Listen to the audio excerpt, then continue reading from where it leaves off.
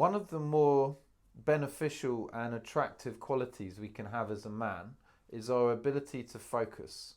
It's actually a masculine quality, is to be able to sit in awareness and put our attention onto one thing.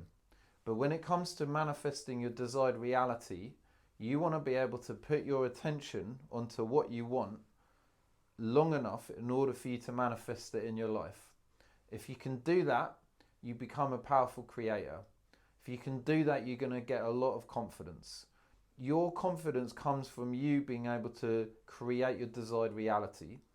If you are in a position where reality isn't matching what you desire, then there's going to be some belief that you can't do what it is you're trying to do, and therefore your confidence will be reduced. In this video, I want to show you how you can develop your confidence, how you can refine your focus and your attention and your presence, and they're kind of the same thing. How you can fix the leaks of energy that are basically leaving you depleted and meaning that it's very hard for you to create the life that you want. It's going to be a powerful video. I feel really good about this. It's my first whiteboard presentation, so do stick around. I'm going to start with a quote from The Power of Presence, which is a very, very powerful book written by Neville Goddard. In chapter 6, he says, "Attention is forceful in proportion to the narrowness of its focus." So, attention is forceful. So what does he mean by forceful? Another word for forceful could be powerful. So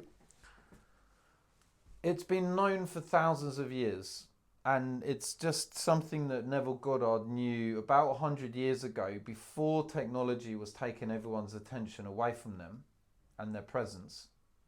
They knew that our attention is where our power lies. The Taoists knew this thousands of years ago in ancient China. They knew that by developing a refined focus, ability to be present, they developed power within them. And it's the power within that you want to get in touch with that's going to allow you to create the life you want on the outside that you can see, hear and feel with your senses. Right. So attention is powerful to the narrowness of its focus. So what this quote is saying is that the power of your intention basically has everything to do with the narrowness of the attention. And another word for attention could be your focus. So see it like this. If you're able to put your focus onto one thing, which could be the present moment, but it could be your desired reality, and if you can drop everything else that is fighting for your attention right now, if you can drop it all and put your focus onto one thing for an extended period of time, without it being leaked in every direction, instead it comes into this narrow channel, you are going to develop inner power.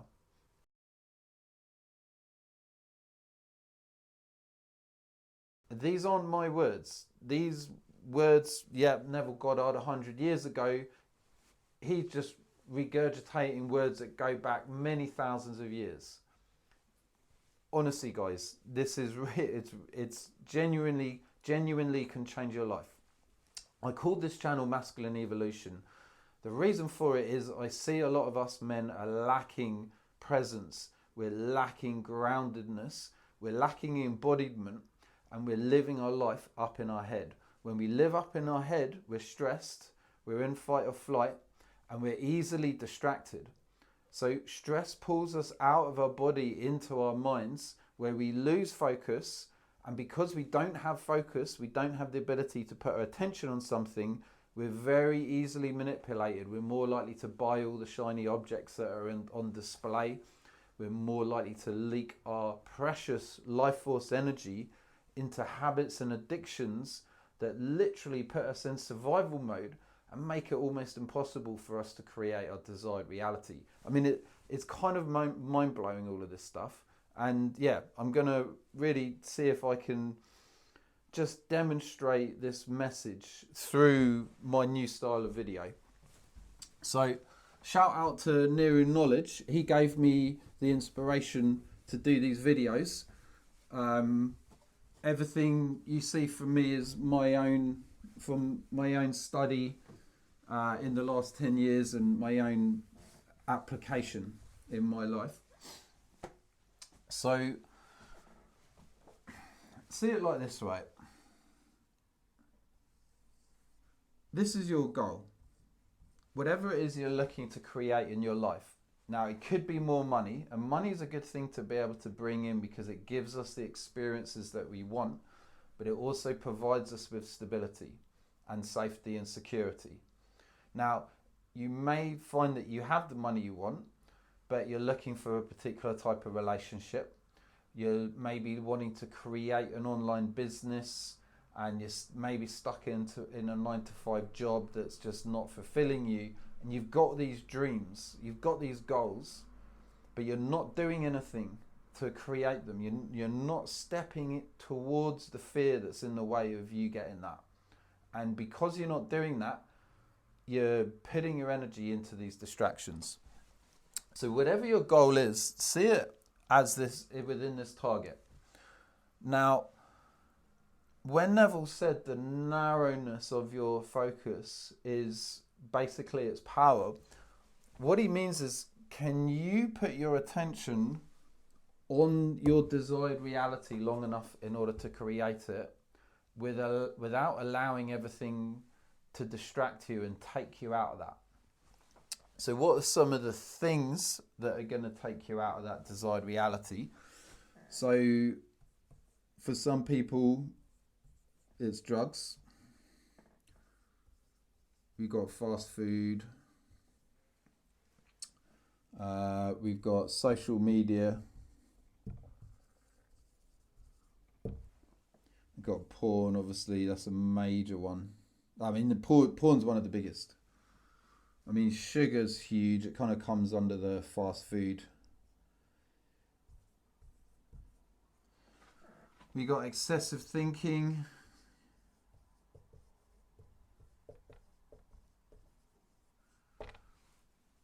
We've got emotional overwhelm that can come from excessive thinking.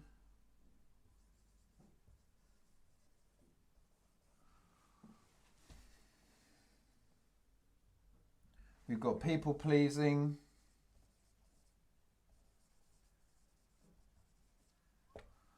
So everything here, plus many others that I can't think of right now, is leaking your energy. It's leaking your attention. Essentially, it's taking your presence away. Now, most of these fast food, sugar, porn, social media, these are all industries.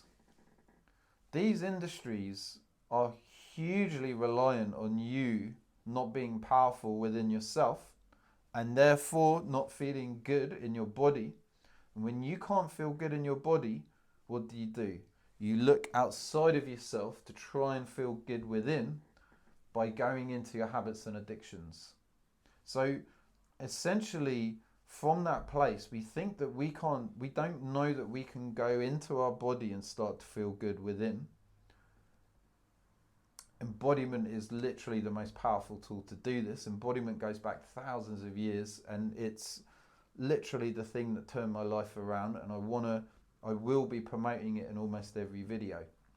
So the more embodiment work you do, which essentially means bringing your attention, your consciousness into your body, okay, where you can start to feel good doing absolutely nothing, essentially, when you can start doing that, these things don't become so powerful because we realize that we feel better going into our body and just feeling. Once we can clear out a lot of the emotional residue that we've been carrying our whole lives, especially when we do that, we can start tapping into good feelings within us.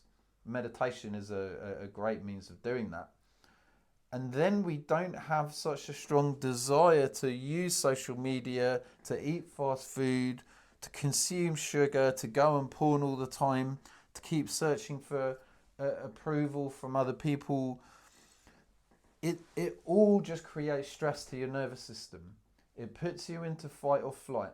When you're in fight or flight, you just can't focus. You're not going to be able to put your attention onto your goal long enough in order for you to create it. It's as simple as that. I mean, if I think about it, there's like the arms and pharmaceutical industries that are definitely reliant on us being in a state of fight or flight. Because if we're become embodied and we become enlightened and we all wake up and we start experiencing more and more love, then we start tapping into our innate health. We're not so reliant on the industries to keep us healthy, and we're less likely to want to go to war if we just love everyone. I mean, it's pretty simple. It's all laid out.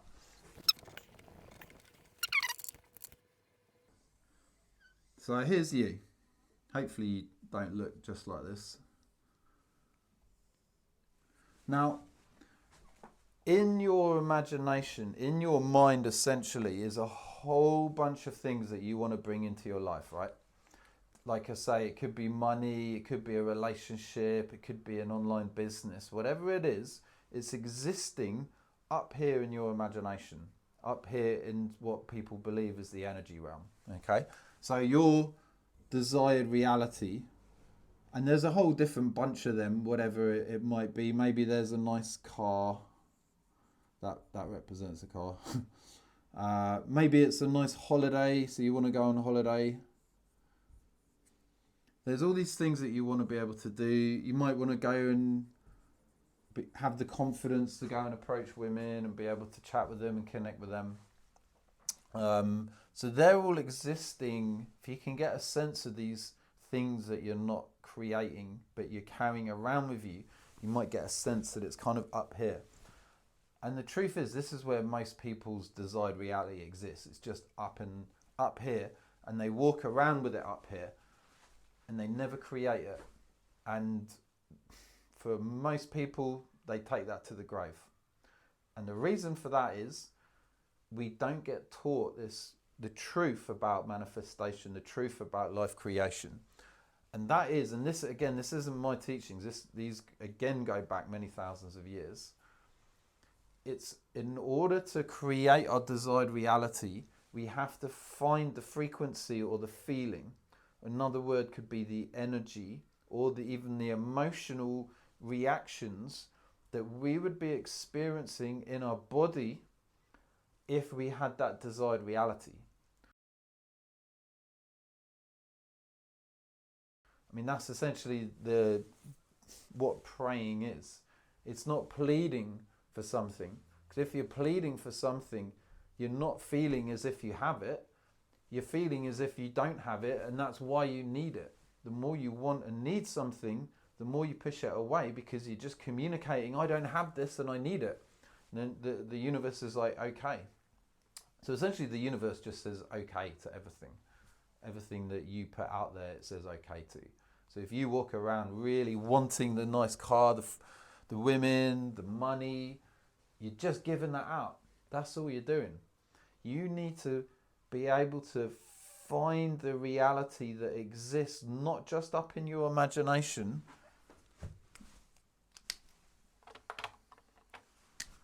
but that exists in your body. And most importantly, you want to find that reality in your heart, because that's where we feel most of our emotions. Now, for sure, we feel a lot of emotions down in the lower part of our body, and that is a hugely beneficial thing to do in order to create your desired reality is to not just feel it in your heart, but to bring it down through the body. Now, this practice is called energetic modeling. And essentially what we're doing is we're bringing what we want to create down into our body and feeling as if, Neville Goddard's famous quote, feel as if the wish has been fulfilled. And that's what we're doing, because we don't feel from up here. We feel from down here. So one way that I can't remember where I learned this from, but someone explained it to me like this. Our minds are essentially, okay, so there's a rope. Imagine there's also like an imaginary rope with a hook coming out of our heart. And our mind is kind of sending that hook out. So the hook's kind of coming from the mind up into this realm of possibilities. And there's a hook, and it picks one of them out. And the rope that is connected to the hook is connected to the heart. And in order to bring in that desired reality, we need to start feeling it in the heart, and that starts bringing it in. So if you can just get up into your imagination just one thing that you're wanting, that you're not getting, and just notice how it's always up here. How much time are you spending feeling as if you have that, like in your body? Chances are not a lot. And even if you do bring it down here, how soon is it that you're distracted? You're thinking about someone else. Just life is distracting in general, right? So you're not spending enough time feeling it, especially in the heart. You can bring it into the stomach, you can bring it into your balls as well. You can actually feel turned on for the reality that you want, because our sexual energy is creative energy. That's another powerful message.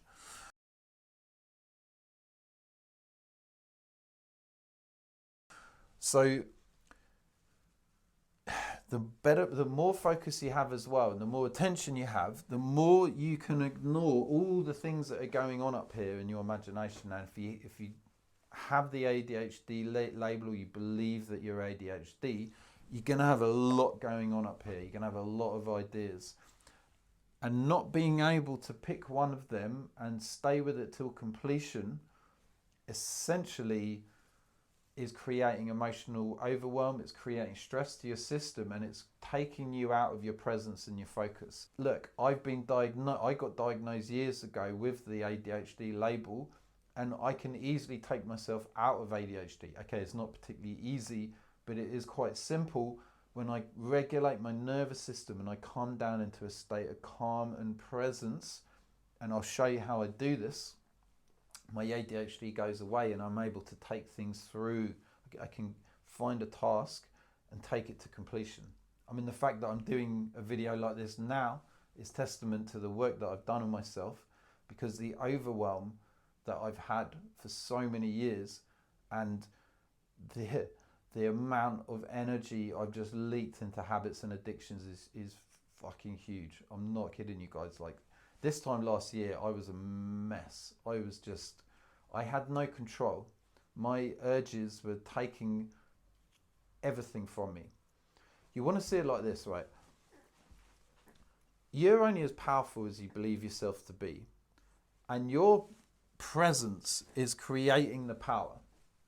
Now, if you're lacking presence, when the urge comes up to tell you to go on social media, to look at porn, to eat sugar, whatever it is, when that urge comes up and tells you to do it, if you lack presence, you identify with that urge. So the urge tells you to do something, and then you go do it, because you think that's you.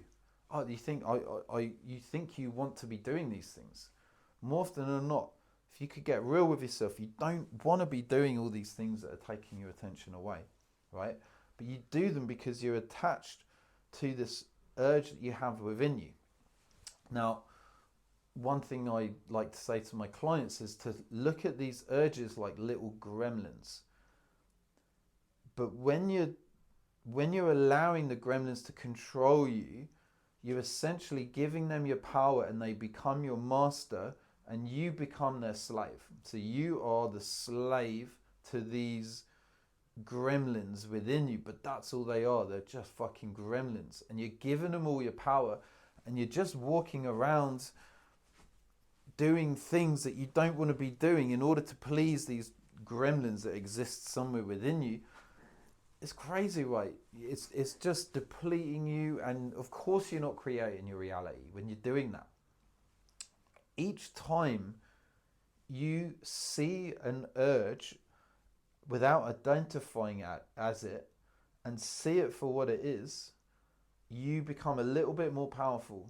You step into more presence because you're not attached. You know you're not the urge. You know that you're more powerful than the urge. Now you become the master and the urge essentially kind of becomes your slave in a way, but really just by ignoring the urges, they eventually disappear.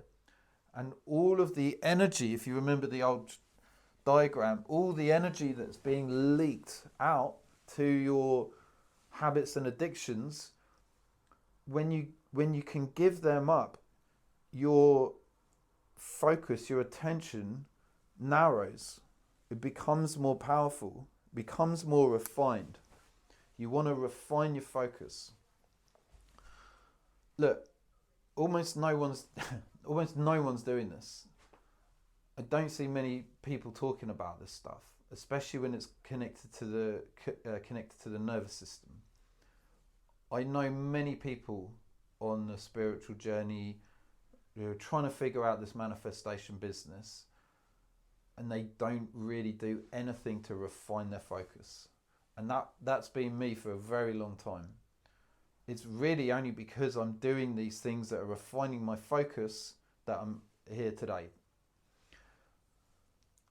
Think about a Shaolin monk, like a Shaolin warrior. Now these guys are solid motherfuckers, right? They have a certain presence about them. And that presence, their entire energy is not coming up in their head, right? These guys aren't caught up in fight or flight being distracted. They are so present. They've developed such a deep relationship with their body that their energy, rather than being up in their head, is channeled down into the lower part of their body, into their legs, into their feet, where now they have this grounded presence that allows them to focus, allows them to have attention, and they become more powerful as a result due to their presence. It helps to understand the nervous system, and specifically the autonomic nervous system. Now, it is my belief that there are powers at play that are taking our attention away from us in order for us to not step into our power. But you don't have to buy into that. You don't have to become a slave, for lack of a better word, to that. Instead, you can see it for what it is and choose not to buy into the smallness of it, and instead find the power within. And a really good way of doing that is understanding the nervous system. So I want to show you the polyvagal theory. And the polyvagal theory was mapped out by a guy called Stephen Porges, and it essentially maps out the autonomic nervous system.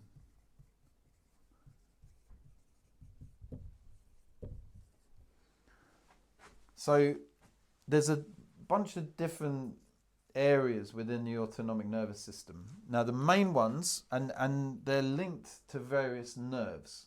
So if you imagine you've got your brain, and that's connected to a series of nerves within the nervous system that are responsible for the different states that we have access to as humans.